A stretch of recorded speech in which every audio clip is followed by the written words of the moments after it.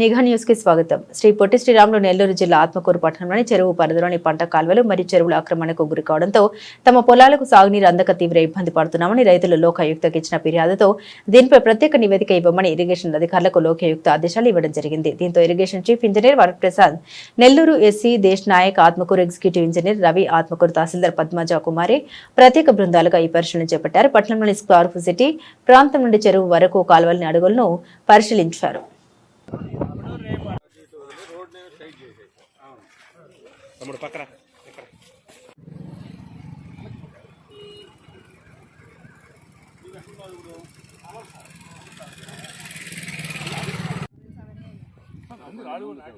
చాలా డీటెయిల్స్ ఇస్తున్నారు రిపోర్ట్లో.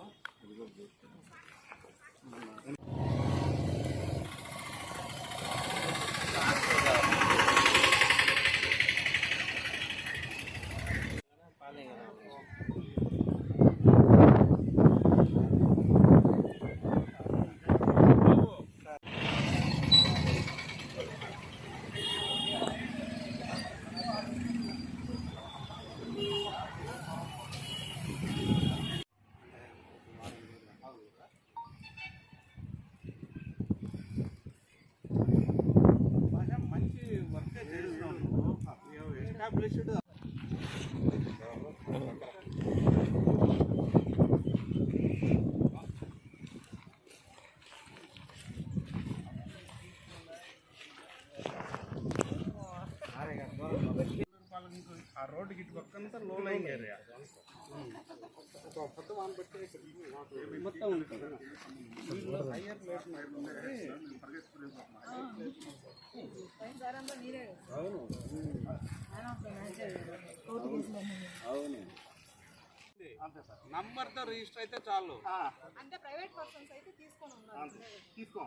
అది ఇప్పుడు మే నాట్ బి దిస్ అంటే వాళ్ళకి వ్యాలిడ్ కాదు, కానీ లేఅవుట్లో ఈ నంబర్ చూపించుంటారు, నంబర్ ఇది వేసి ఉంటారు.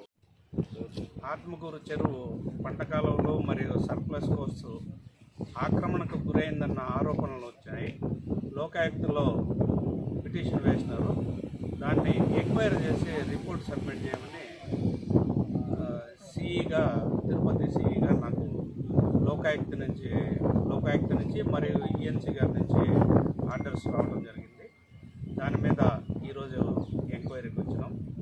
మా ఎస్సీ గారు, దేశ్ నాయక్ గారు, తర్వాత తహసీల్దార్ గారు, ఈ గారు, రవి, ఈ మా మిగతా స్టాఫ్ అందరితో కలిపి దాని పూర్వపరాలు పరిశీలించి రిపోర్టు త్వరలోనే సబ్మిట్ చేస్తాం.